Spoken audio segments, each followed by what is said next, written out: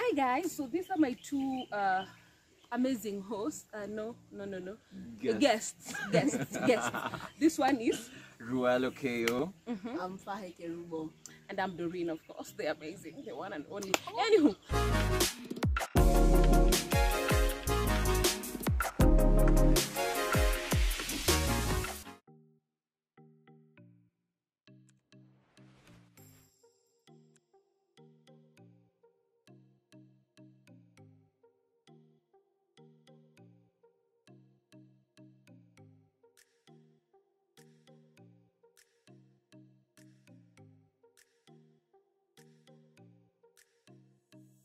Hi guys, so these are my two amazing hosts. No. Guests. This one is LGBTQIA. I'm Faheke Rubo. and I'm Doreen, of course. They're amazing, the one and only. Anywho, so today we are talking about relationships, right? And the both of you belong to the LGBTQIA. Nimesema hizo nini zote vizuri? Zinakuanga mingi. Plus community, right? Yeah. So how is dating and HIV from that perspective? Okay, I think I'll go first. Ladies first. I'm not a lady. Okay. Sorry. Don't misgender. Sorry. You see, these are the kind of things. And then somebody asked you this question at are you a he or a she? And they were getting all defensive about it. So the right way to ask is what are your pronouns? What are your pronouns? Yeah. Hi people, my name is Faheke Rubo. Pronouns are they them. So I think when it comes to the LGBTQ community, and I'll speak on the aspect of lesbians, bisexuals and queer women, there's a lot of issues. First, we have an issue called sexual orientation, which is also stigmatized. Now, when you look at people living positively who are queer, who are lesbians, who are bisexuals, they do not live authentically, and mostly their relationships, they do not have relationships, in short. There's a lot of stigmatization that comes with, with the HIV positive status and being a queer person in society, and there's a lot of stigma within the LGBTQ community for those queer persons who are living with HIV. So relationships are not thriving. They do not exist. They are very toxic. If they are any, they are very toxic. So I think I'll hand it over to my colleague to as well. Well, just say, so whatever it is, unpack it. Hi everyone, my name is LGBTQIA. Relationships are minefield.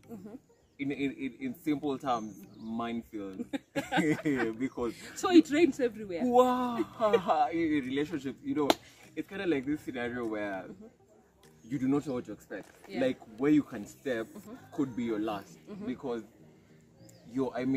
first, living positively and being in a queer relationship, that's double homicide. True. Double homicide, because stigma is very rampant. You get stigma from your partner, you get stigma from the society, you get stigma from your own family members, so you literally cannot build a relationship based on anything, it is just you and you alone, because we have this notion that body counts matter more than relationship. True. Body count, like the higher your number of body counts, then that is the person you're supposed to be in a relationship. People have forgotten the value of the human aspect of the relationship. It's not always about sex, it's what do you have to offer? What are you bringing to the table? If without sex, without partying, without alcohol, without all that, what else are you bringing to the relationship?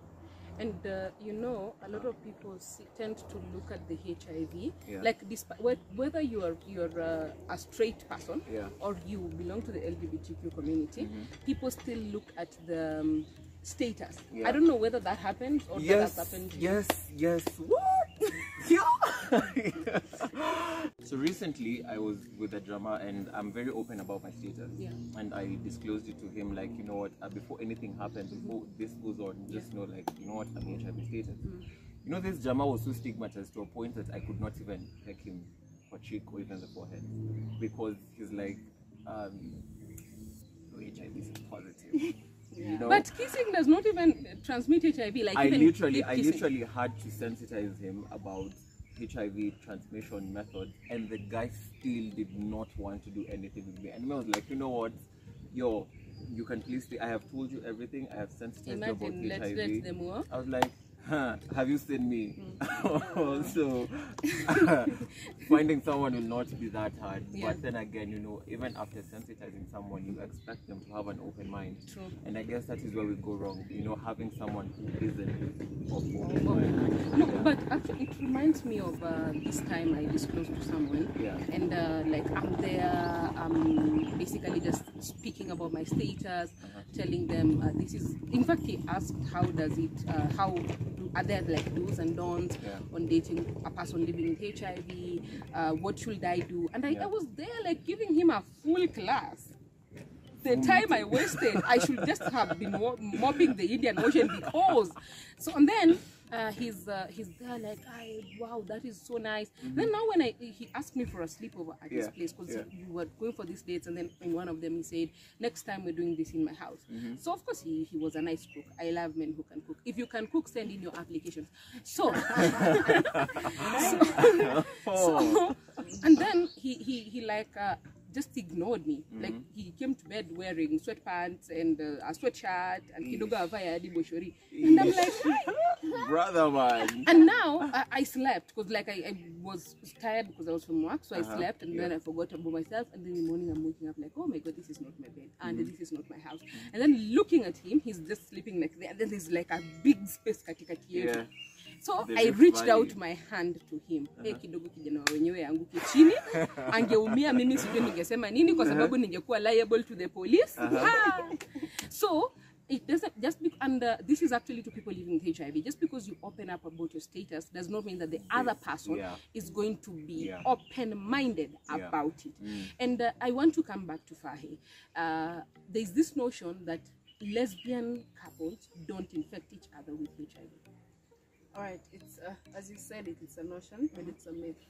So I think we've had a lot of education around HIV and how it's transmitted.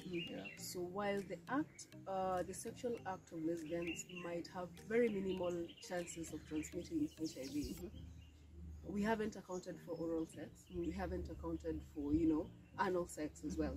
So I think for me, as long as it doesn't matter who you are, it doesn't matter what your sexual orientation is, it doesn't matter how your sex acts are like, you need to take protection, you need to learn about these things. So for me, I think it's very possible for especially lesbians, two couples, to transmit the disease to each other if the other person is not taking the precautions and measures as they are needed. So I think it's just a notion and it's just a myth, and we need to debunk these myths. But you see, there is something I want to speak a little bit about the stigma against LGBTQIA community as a whole, because you find even this person living with HIV belongs to the community, and then they still face the stigma, the double stigma. Sometimes you find people judging them that it is the fact that you're in that community that has actually made you HIV positive. And because up until recently, me included, I was sexualizing the LGBTQIA community. And I see even comments on different social media accounts when somebody comes out and speaks about their status, and they're like, love is love. But you know that is not what it is. So can the two of you actually just shed light into this, into the stigma and the misconceptions that come with it? Yeah, there's always a notion that homosexuality is actually HIV was as a result of it was a punishment to the and it's a punishment from God. That is a myth. So ideally, if that could be true, does that mean everyone who's living with HIV is a homosexual? No. Doesn't mean that. We have straight people, we have men, we have women who are, you know, straight persons. So for me, it's not about your orientation. Ideally, it's about your behavioral acts, or maybe on how you act, on how you interact with people, your behavior change and stuff like that. So it doesn't matter whether you're a gay man, whether you're a lesbian, whether you're asexual, for that matter. As long as you are not, you know, HIV is a social disease. On how you behave around people, you know, if you're not protecting people, if you're not protecting yourself, you cannot protect the other person. Again, one thing I'll have to say, protection is an individual thing. Don't expect the other person to take care of your health. So if you're going to get into a relationship, the first thing you need to tell your partner, and it should be a conversation. Can we go for testing together? Because when someone tells you I'm not living with HIV, you cannot see it on their body. Kwani trust. Kwani trust, you know. Babe, I'm clean. So I think for me, more importantly is maybe channeling our minds in the sense that your health is your wealth. You as a person, you owe it to you as an individual, regardless of that trust that we have. Because mtu mwingine anaweza sema pia mimi najijua hali yangu na maybe hajui, you know, and kiumano uko mbele, you know, it's already turned into violence. It's now GBV, you know. And also before, sorry to cut you short, but then again, we should refuse this notion like anyone who's slim to amekonda onda kona virusi. I mean, there's someone hearing me out there. Have you seen us? You cannot tell someone's status, you know, by looking at looking. Like HIV does not have a look, and it does not have an orientation it belongs to. It is a human being disease, and I think the problem we have in society is not humanizing HIV. We see the virus, we don't see the human beings living in the virus, and that is actually the reason why we are stigmatizing our brothers and sisters and assuming that they are okay. They're not okay to live with HIV, and we have a right to stigmatize them. But we all know that whether you are a straight person, whether you are LGBTQIA, hiyo jina ni refu, community, you still need to accept that HIV is real, and it will reach you. It doesn't matter who you are having sex with. Itakupata tu at some point. Ama no, it will.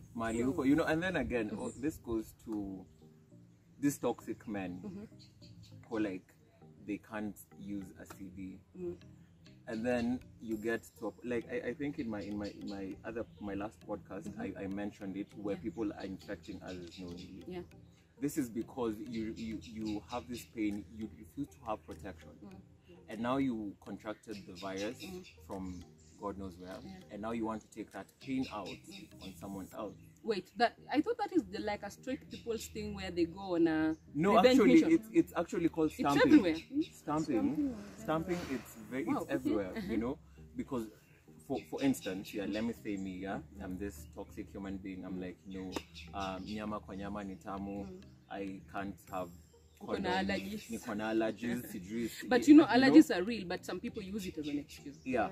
But you know, if allergies are real, there's PrEP. You know, there's PrEP. But then again, also like sitaki is off. You know, so I get positive. I test positive, and then so I'm like, you know, because I test positive, so now the guys in Nairobi, you are mini water. I have to stamp you guys. Sikufi peke yangu. You know, if you would have taken precaution, if you would have told yourself, okay, maybe I'm allergic to condoms, but there's PrEP, and there's also the other person. If it's a female, they're female condoms. You know, they're contraceptive pills. You know, so. And then you out here infecting other people, they have to pay a price that you refuse to take care of. You know, if you would have taken care of yourself, prevention is better than cure. And also you're winning their trust. Exactly. Because again, that chain will continue. I got it from someone else, I'm giving it to someone else, they'll give it to someone else. You know, so the trend continues. And this would only stop if you would just take 5 minutes, take a turn or two, wrap it up, have your pills, you know, and then and because there is no better feeling, there is no amazing feeling when you know you're protected and you're protecting the other person, you know. So take care of yourself. Just to add on what my colleague is saying, there's that notion that when for example I've been diagnosed with HIV, tender nisambaze, you know, there's a thing that people forget. What is that doing to you as a person? You know, because fine, you have this HIV, doesn't mean like it's the same HIV that is out there. So while you're having that notion uko na hasira, unataka kuambukiza watu pia ulipewa, you're not doing justice to yourself as well. So ideally, it's protection. HIV is a condition, but if you end up, it's very manageable. But if you go around, you know, kutaka kusambazia watu. Almost towards the end of this video, and I want you guys to leave no, guys is not inclusive. Okay, I want the two of you to actually like give out some of the best practices, or rather few last words on what to do to prevent HIV, because at the end of the day what you want to see is a HIV new HIV infections free world, where we stop the new HIV infections. And they said last year's report, I don't know whether this was last year's or the year before, that said that the LGBTQIA community is actually now coming up with the new HIV infections. So how do we end it? Let's start with the LBT women. So for me, I think for the LBT women, so LBT means lesbians, bisexuals, trans, and intersex people. Okay. So I think for me, the best practice would be genuination. Get the knowledge that you need. If you're having someone, you've met someone, and then you testing. Go for testing together and be open-minded. Be willing to learn. Disclosure is very personal. If you make someone comfortable to disclose, they will let you know. But the first thing, your health is your wealth. You owe it to yourself to protect yourself. Not even your father or your girlfriend will owe it to you. So your protection comes from you first. What is it that you want as a person? Go for that. Then your partner will do the same. So for me, I think that is the advice. Well, I'll be representing the MSM, men who have sex with men. And I have like just two of things. One, this is very hard, but it's the easiest: abstain. It is you know, but abstaining. And okay, if you can't abstain, then protect yourself. There's so many ways you can protect yourself. We have PrEP.